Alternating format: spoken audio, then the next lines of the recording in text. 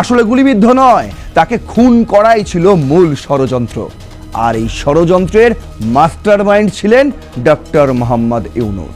হাদির হত্যাকারী, হাদির উপরে আততায়ী যারা ছিল, তারা যদি ভারতে আশ্রয় নিয়ে থাকে তাদেরকে 25শে ডিসেম্বরের মধ্যে আপনারা হস্তান্তর করুন, প্রত্যর্পণ করুন। ডক্টর মোহাম্মদ ইউনূসের ঘনিষ্ঠ সেই ব্যক্তি প্রকাশ্য জনসভায় বলে বেড়াচ্ছেন যে ওসমান হাদির হত্যাকারী তোমরা ভারতে লুকিয়ে রয়েছ, ভারত সরকারকে বলছি তাদেরকে ফেরত দাও। তিনি ভয়ে এখন আতঙ্কিত, তাই নতুন নাটক শুরু হয়েছে তার ওই মেটাকিউলাস ডিজাইনের অন্তর্ভুক্তিকরণে। আর আমাদের যে আমজাদ আলী খান, তার যে প্রাণটা অকালে চলে গেল, এই দায়টা কার? এই প্রশ্নটা আমি করতে চাই। আপনাদের যে স্বরাষ্ট্র মন্ত্রণালয় রয়েছে, পুলিশ প্রশাসন যারা রয়েছে, তাদেরকে আমি রিকোয়েস্ট করছি এই মানুষটিকে গ্রেপ্তার করুন। আমার দেশের সম্পাদক মাহমুদুর রহমান, তিনি বলে দিতে পারবেন হাদির কারা খুন করেছেন এবং হাদিরকে এই গুলি ঘটার পেছনে কি ষড়যন্ত্র রয়েছে, তিনি সবটাই জানেন। আপনারা ওসমান হাদির ওপর একটা গুলি বর্ষণ হয়েছে আর সেই দায়টা ভারতের উপর চাপানোর জন্য উঠে পড়ে লেগেছেন। আসলে কি ভারত কিছু করেছে, না এটা পুরোটাই আপনাদের একটা ষড়যন্ত্র? সেরকমই তথ্য আপনাদের সামনে তুলে ধরবো, যা এতদিন আপনাদের চোখের সামনেই ছিল, কিন্তু আপনারা চোখ খুলে দেখেননি। আপনাদের যেটা দেখানো হয়েছে আপনারা শুধু ততটুকুই দেখেছেন।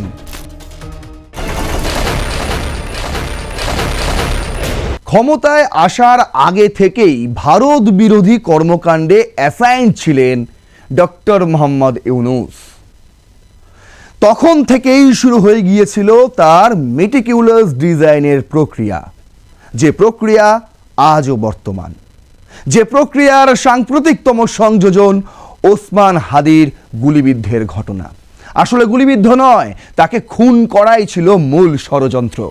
আর এই ষড়যন্ত্রের মাস্টারমাইন্ড ছিলেন ডক্টর মোহাম্মদ ইউনূস। আপনারা ভাবছেন ছেলেটা বানিয়ে বানিয়ে একের পর এক কথা বলেই যাচ্ছে, এ তো ফেক নিউজ। আপনারা আবার কমেন্টে লিখুন আপনি মিথ্যে বলছেন, আমরা আসলে যুদ্ধ চাই।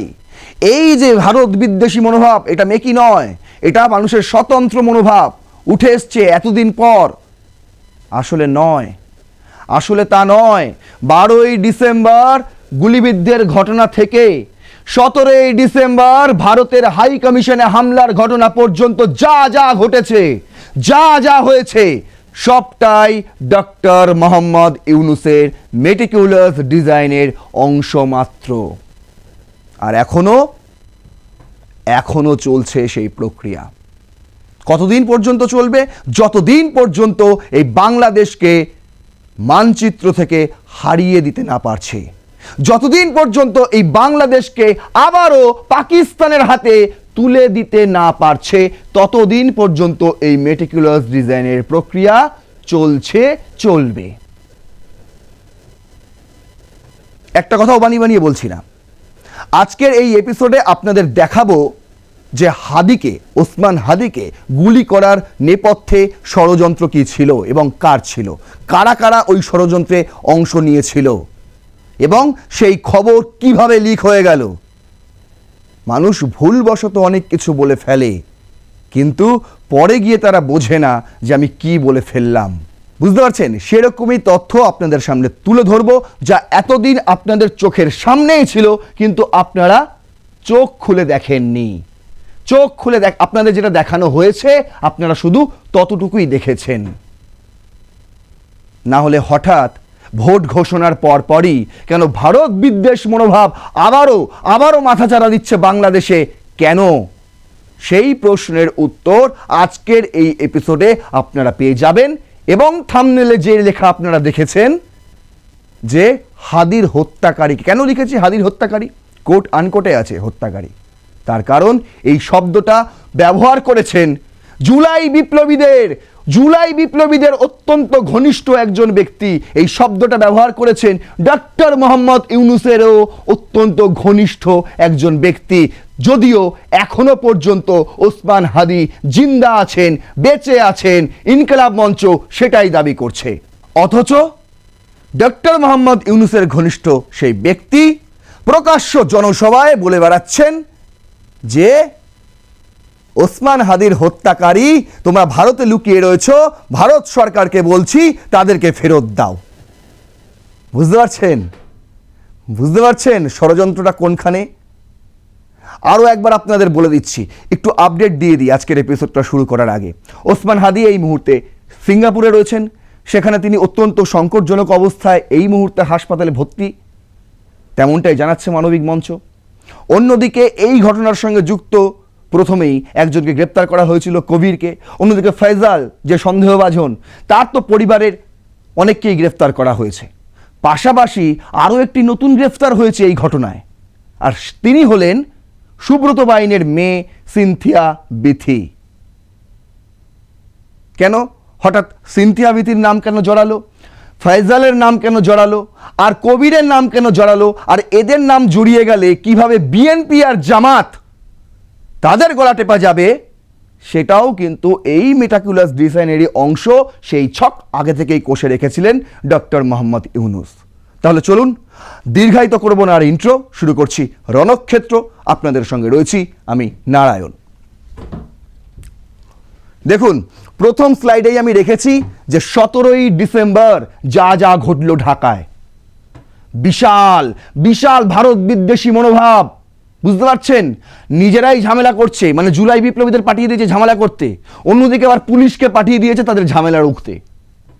মাস্টার মাইন্ডকে একজনই। প্রথম আলো খবর করছে ওসমান হাদির ওপর হামলাকারী ও শেখ হাসিনাকে ফেরত না দিলে হাই কমিশনে ঢুকবো। বুঝতে পারছেন, আগে থেকেই নাকি পূর্ব পরিকল্পিত ছিল এই কর্মসূচি, যেভাবে পূর্ব পরিকল্পিত ছিল ওসমান হাদির ওপর গুলি বর্ষণের ঘটনা। কেন বলছি? তার কারণ এই এপিসোডটি শেষ পর্যন্ত দেখলে আপনার কাছেও এই প্রশ্নের উত্তর আপনি চলে আসবে, আর কোনো সংকোচ থাকবে না। কি বলছে দেখুন, পুলিশ মিছিল আটকে দিলে সেখানে অবস্থান নিয়ে স্লোগান দিতে থাকেন জুলাই ঐক্যের নেতাকর্মীরা। বাড্ডা ঢাকা এইসব হয়েছে, কিন্তু march to Indian high commission আটকে দিয়েছে পুলিশ। এই সেই স্টিল ছবি, কয়েকটা ভিডিও ফুটেজ আপনাদের জন্য আমি দেখাবো, দেখুন আগে, তারপর বলছি।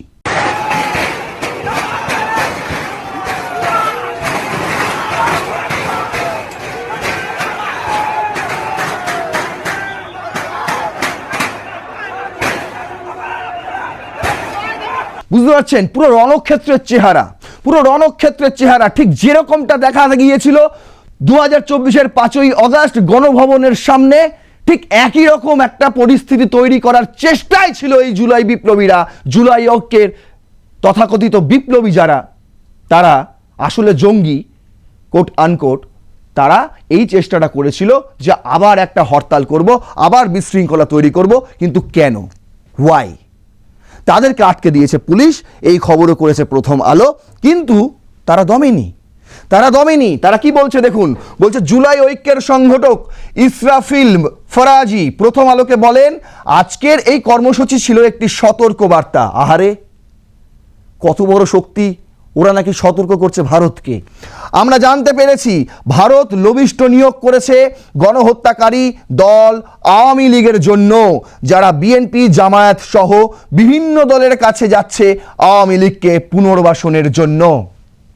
প্রথম কথা বলে রাখি, আওয়ামী লীগ এই মুহূর্তে বাংলাদেশে প্রায় নেই, কিচ্ছু নেই। তাদের নেতা মন্ত্রীরা তাদের দেশে নেই।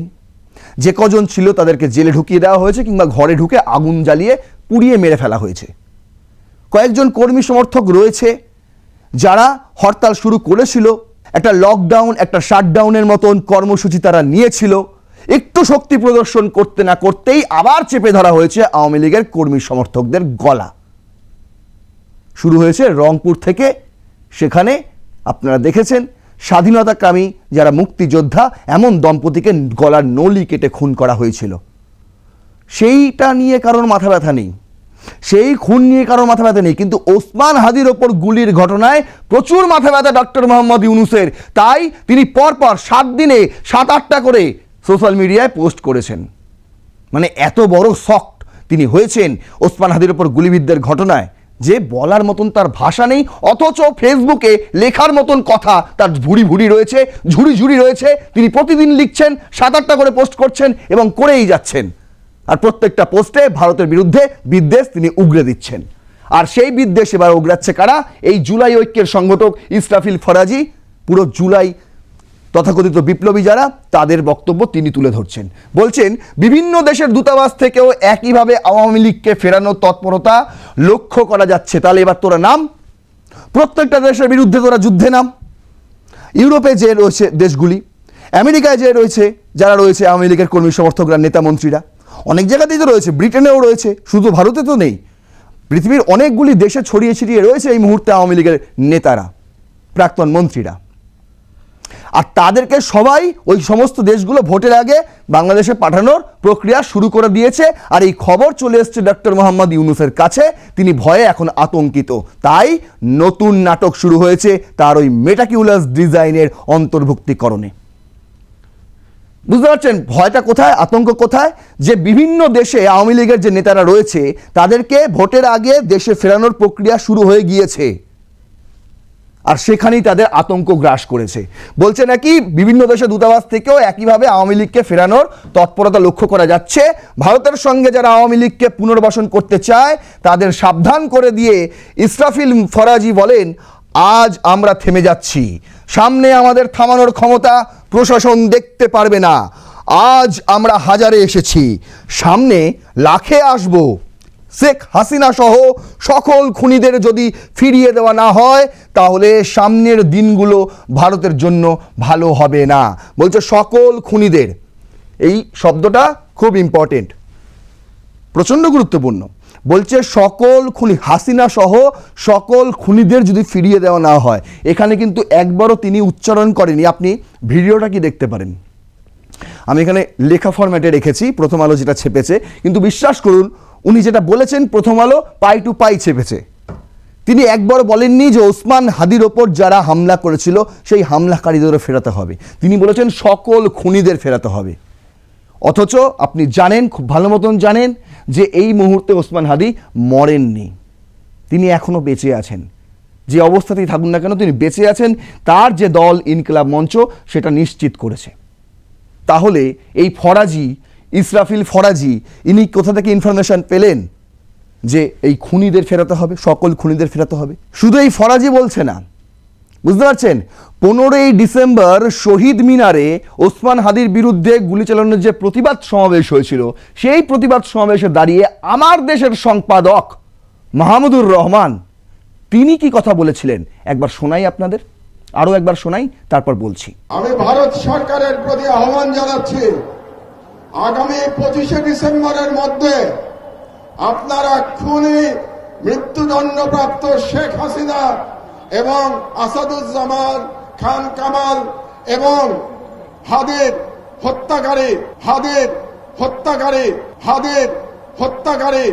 হাদির উপরে আততায়ী যারা ছিল তারা যদি ভারতে আশ্রয় নিয়ে থাকে তাদেরকে 25শে ডিসেম্বরের মধ্যে আপনারা হস্তান্তর করুন, প্রত্যর্পণ করুন। তাহলে আমি হাদির রক্তের কসম দিয়ে বলছি, বাংলাদেশের প্রতিটি ভারতীয় প্রতিষ্ঠানের বিরুদ্ধে আমরা প্রতিরোধ সংগ্রাম শুরু করব। বুঝতে পারছেন বিশৃঙ্খলাটা কখন থেকে শুরু হয়েছে আর কারা শুরু করেছে? আর এটা যে গোটা পুরোটাই একটা ষড়যন্ত্রের অংশ, সেটা আপনাদের কি বোঝাতে পারছি? এখনো কি খোলসা হচ্ছে? চলুন তাহলে আরো ভালো করে খোলসা করি। এই যে যেটা দেখলেন ঢাকায় ভারতের হাই কমিশনের সামনে যে বিশৃঙ্খলা আপনারা দেখলেন, এটা কি বাঞ্ছনীয় ছিল? বাঞ্ছনীয় থাকুক আর নাই থাকুক, এটা পূর্ব পরিকল্পিত ছিল, এটা হঠাৎ করে হয়নি। আর এই একের পর এক বাংলাদেশের বিদ্বেষ মনোভাব ভারতকে কিন্তু সতর্ক করেছে। বুঝতে পারছেন? এই মুহূর্তে দাঁড়িয়ে বাংলাদেশ থেকে যাতে ভারতে কেউ আসতে না পারে সেই পথ বন্ধ করে দেওয়া হয়েছে। অসমে আপনারা জানেন সীমান্ত পথ বন্ধ করে দেওয়া হয়েছে, কোনো ব্যবসা বাণিজ্য হচ্ছে না। আগস্ট মাস থেকেই আমাদের স্থলপথে ব্যবসা বাণিজ্য বন্ধ ছিল, বেশ কয়েকটি স্থলপথে ব্যবসা বাণিজ্য বন্ধ ছিল, জলপথেও তার ক্রমে ক্রমে হয়েছে ধারাবাহিকভাবে। এই মুহূর্তে দাঁড়িয়ে বাংলাদেশের সঙ্গে ভারতের কোনো রকম বাণিজ্য আর হচ্ছে না। তার সঙ্গে এটা জুড়েছে যে 2 Indian visa application centers in Bangladesh closed over security situation, security concern। বুঝতে পারছেন, বলছে 2 Indian visa application centers in Bangladesh were shut down on Thursday in view of the security situation in the country. The centers are located in Rajshahi and Khulna। Deccan Herald করছে যে রাজশাহী আর খুলনায় যে দুটো visa কেন্দ্র রয়েছে, ভারতীয় visa কেন্দ্র বাংলাদেশে রয়েছে, সেই দুটো ভিসা কেন্দ্র ইতিমধ্যেই বন্ধ করে দেওয়া হয়েছে। আর কোনো আপনারা ভিসা ইস্যু করতে পারবেন না, আর ভারতে আসার স্বপ্নও দেখবেন না। বলছে an official notification on the Indian visa application centre IVAC Bangladesh website read in view of the ongoing security situation we wish to bring to your kind notice that IVAC Rajshahi and Khulna will be closed today মানে হচ্ছে 18/12/2025. All applicants who have appointment slots booked for submission today will be given a slot at a later date. কবে হবে সেটা কেউ আমি এখনো বলতে পারছি না, অনির্দিষ্টকালের জন্য এটা এখন বন্ধ থাকলো। বুঝতে পারছেন? আর দেখুন যা অবস্থা, মানে এখন কে জুলাই বিপ্লবী আর কে সন্ত্রাসী বোঝা মুশকিল। সেই কারণে মানে সন্ত্রাসী হচ্ছে সরকারের, অন্তর্বর্তী সরকারের, ডক্টর মোহাম্মদ ইউনূসের। আর এই যে দেখতে পাচ্ছেন পুলিশ, এই পুলিশও হচ্ছে অন্তর্বর্তী সরকারের, মানে ডক্টর মোহাম্মদ ইউনূসের। এমন একটা সরকার যে একই সঙ্গে পুলিশও রাখছে, আবার একই সঙ্গে জঙ্গি মৌলবাদীদেরও রাখছে। আপনাদের বলেছিলাম না, ডক্টর মোহাম্মদ ইউনূসের ভবনের বাইরে এখন কারা পাহারা দিচ্ছে? পুলিশ পরের স্তরে রয়েছে, সামনের স্তরে আপনি কাদের পাবেন? মৌলবাদীদের, জঙ্গিদের, যারা হাতে অস্ত্র নিয়ে দাঁড়িয়ে রয়েছে। তারাই তো এখন ডক্টর মোহাম্মদ ইউনূসের সবচেয়ে বড় নিরাপত্তা কর্মী। তাই দেখুন কি অবস্থা, এইভাবে পুলিশ দাঁড়িয়ে আছে। Security personnel stand guard outside the Indian high commission as Bangladeshi groups gather for a march in Dhaka Wednesday. বুধবার হয়েছে, বুঝতে পারছেন? এই সমস্ত কিছু যা ছবি আপনাদের দেখালাম, এই সমস্ত কিছু বুধবার ঘটিয়ে দিয়েছে এই জুলাই ঐক্যের নামে কয়েকজন সন্ত্রাসীরা। দেখুন তারপরেই এই ব্যবস্থা নিয়েছে ভারত সরকার। অন্যদিকে দেখুন, যখন ওসমান হাদিকে নিয়ে ভারত বাংলাদেশের মধ্যে রাজনৈতিক তরজা তুঙ্গে, তখনই এই সুযোগে কাশ্মীরে জঙ্গি পাঠিয়ে দিয়েছে পাকিস্তান। আপনাদের বলছিলাম না যে LOC লাগোয়া জায়গাতে এই বেশ কয়েকটা বেস ক্যাম্প তৈরি করেছে তারা, লঞ্চ প্যাড তৈরি করেছে তারা, আর সেখান থেকেই এবার তাদের মিশন হচ্ছে ডিসেম্বরের মধ্যেই কাশ্মীরে কিছু জঙ্গি পাঠিয়ে দেওয়া, ঢুকিয়ে দেওয়া।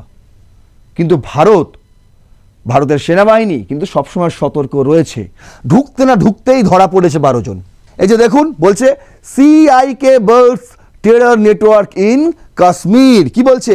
CIK counter intelligence Kashmir statement said that acting on inputs 12 location in Srinagar, Baramulla, Anantnag, Pulwama, Kupwara, Buddgam and Shopian were identified and searched by the solution of CIK.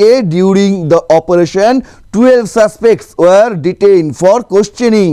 A substantial caches of incriminating digital material was seized, including 10 mobile phones, a laptop and 14 SIM cards, all of which are now under detailed forensic examinations. বুঝতে পারছেন? 12 জায়গায় তদন্ত চালিয়েছিল কারা? Counter intelligence Kashmir. তারা এই যে দেখুন, শ্রীনগর, বারামুলা, অনন্তনাগ, পুলওয়ামা, কুপওয়ারা, এই সমস্ত জায়গায়, টোটাল 12 জায়গায় তারা তদন্ত চালিয়ে এমন 12 জনকে গ্রেপ্তার করেছে যাদেরকে দেখেই সন্দেহ হচ্ছে, এবং তাদেরকে কারা ঢুকিয়েছে বুঝতে কোনো অসুবিধা হয় না। অন্যদিকে দেখুন, হিন্দু করেছে খবর, এটাও 16ই ডিসেম্বর।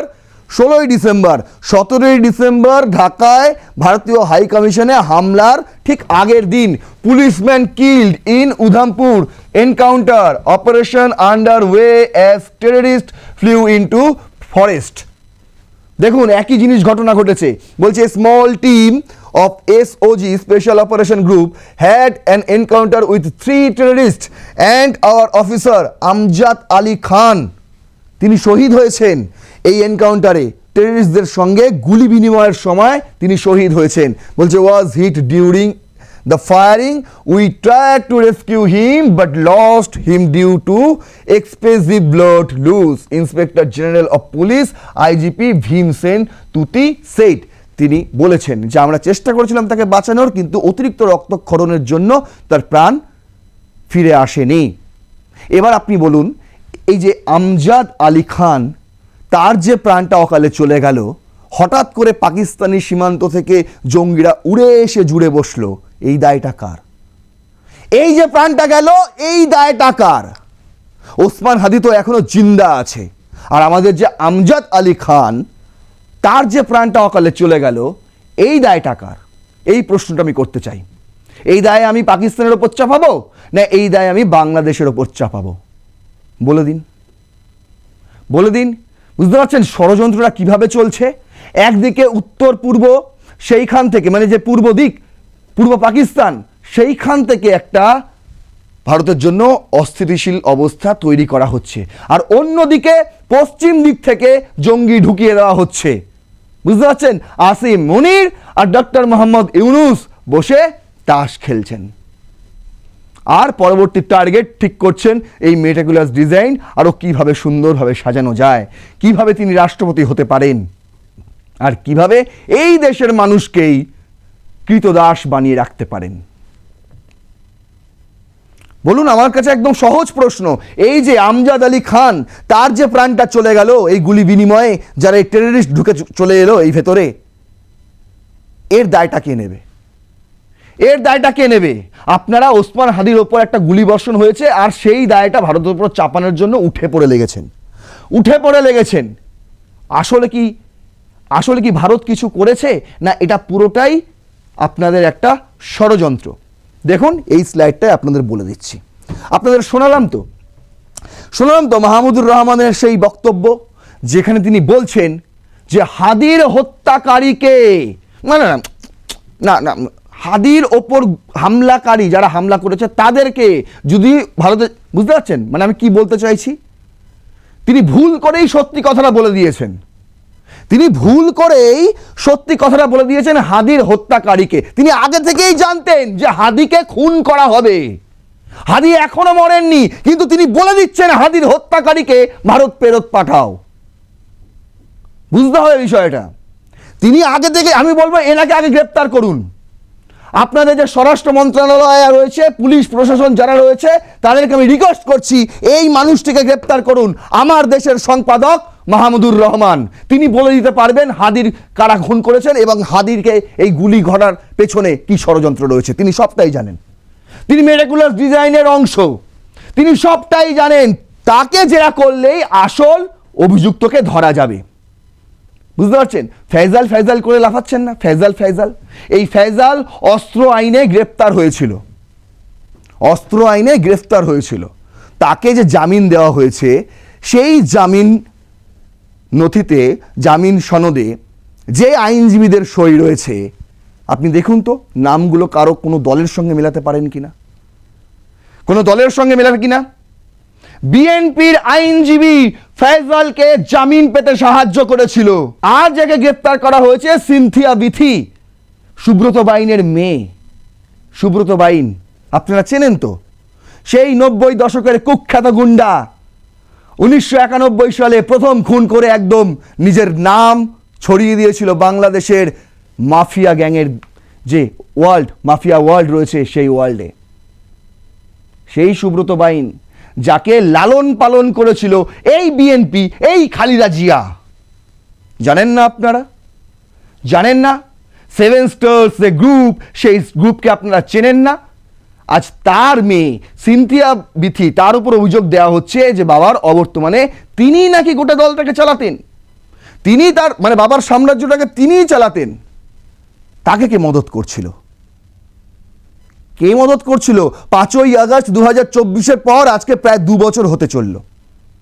1.5 বছর কাভার, এতদিন ধরে আপনি এই অভিযোগে সিনথিয়া বিথিকে গ্রেপ্তার করতে পারেননি, হঠাৎ আজ কেন গ্রেপ্তার করতে হলো?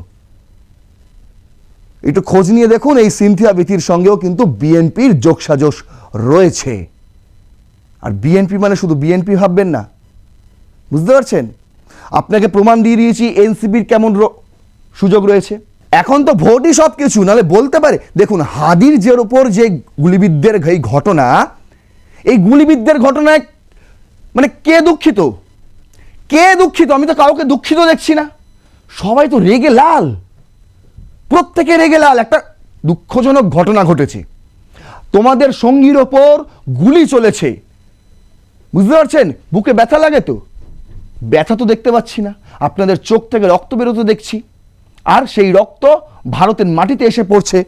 যেমন এই একজন মাহমুদুর রহমান, তিনি কি বলেছিলেন এখানে? আমার দেশ যেটা ছেপেছে সেটা দেখুন, বলছে জুলাই বিপ্লবের অন্যতম অগ্রনায়ক ও ঢাকা ৮ আসনের স্বতন্ত্র প্রার্থী শরীফ ওসমান হাদির রক্তের কসম খেয়ে আমার দেশ সম্পাদক মাহমুদুর রহমান বলেছেন, ভারত যদি শেখ হাসিনা, কামাল হাসিনা সরকারের স্বরাষ্ট্রমন্ত্রী যে ছিলেন, ও ওসমান হাদির ওপর হামলাকারীদের ফিরিয়ে না দেয়, এটা আমার দেশ ছেপেছে, যে পত্রিকার সম্পাদক তিনি নিজে, হামলাকারীদের ফিরিয়ে না দেয়। কিন্তু আপনাদের আরো একবার শোনাচ্ছি ভিডিওটা, জাস্ট ওইটুকু অংশ, তিনি কি বলেছিলেন শুনুন। হাদির হত্যাকারী, হাদির উপরে আততায়ী যারা ছিল, তারা যদি ভারতে আশ্রয় নিয়ে থাকে, তাদেরকে 25শে ডিসেম্বরের মধ্যে আপনারা হস্তান্তর করুন, প্রত্যর্পণ করুন। তাহলে আমি হাদির রক্তের কসম দিয়ে বলছি, বাংলাদেশের প্রতিটি ভারতীয় প্রতিষ্ঠানের বিরুদ্ধে আমরা প্রতিরোধ সংগ্রাম শুরু করব। তিনি আসলে কি বলতে চেয়েছিলেন সেটা স্পষ্ট হলো। তার মানে তিনি আগে থেকেই জানতেন যে হাদির ওপর গুলি চলবে এবং হাদির মৃত্যু হবে, আর এই খুনটাকে নিয়ে আমরা ভোটের আগে সুন্দর রাজনীতি করব, আর সেই রাজনীতিকে জড়িয়ে দেবো ভারতের নাম। আর সেই মেটিকুলাস ডিজাইনের অংশ হচ্ছে আরো একজন, সে হচ্ছে কে? হাসনাত আব্দুল্লাহ। তার আগে দেখুন, দৈনিক ইত্তেফাক করেছে, বলছে হাদির মৃত্যুর সংবাদ সত্য নয়, ইনকিলাব মঞ্চ জুলাই গণঅভ্যুত্থানের সম্মুখ ভাগের অকুতভয় যোদ্ধা ও ইনকিলাব মঞ্চের মুখপাত্র শরীফ ওসমান হাদির অবস্থা অত্যন্ত সংকটাপন্ন, তবে সামাজিক যোগাযোগ মাধ্যমে ছড়িয়ে পড়া তার মৃত্যুর খবর বা সংবাদ সত্য নয় বলে জানিয়েছে ইনকিলাব মঞ্চ। সবার আগে এনাকে জানান, ইনকিলাব মঞ্চকে আমি বলছি, আমার দেশের সম্পাদক মাহমুদুর রহমান, তাকে গিয়ে আপনি বলে আসুন যে দাদা আপনি যেটা বলেছিলেন ভুল বলেছিলেন, তার জন্য জাতির কাছে ক্ষমা চান। আর যদি ক্ষমা না চান তাহলে এটা বুঝে নিতে হবে আপনি সব জানেন, আপনাকে গ্রেপ্তার করা উচিত। এই মানুষটাকে সবার আগে গ্রেপ্তার করা উচিত। এই সব জানে, আমি গ্যারেন্টি দিয়ে বলতে পারি, সব জানে কিভাবে হাতির ওপর গুলি চললো, কারা গুলি করেছে, কিভাবে হয়েছে, কেন হবে, এবং ওই গুলি করার পর যাদেরকে গুলি করানো হয়েছে তাদেরকে কোথায় লুকিয়ে রাখা হয়েছে। হয়তো পাকিস্তানে পাঠিয়ে দিয়েছে, হতেই পারে পাকিস্তানে পাঠিয়ে দিয়েছে, যেই সময় একই সময় পাকিস্তান থেকে ভারতে জঙ্গি পাঠাচ্ছে, বুঝতে পারছেন? আর দোষারোপ করছে ভারতের ওপর। এখন যে ভোটই তাদের মূল অংশ, সেটা বুঝতে আর কি বোঝাবো, আর কি বোঝাবো? আপনাদের তো ফেস অফ করে দিলাম।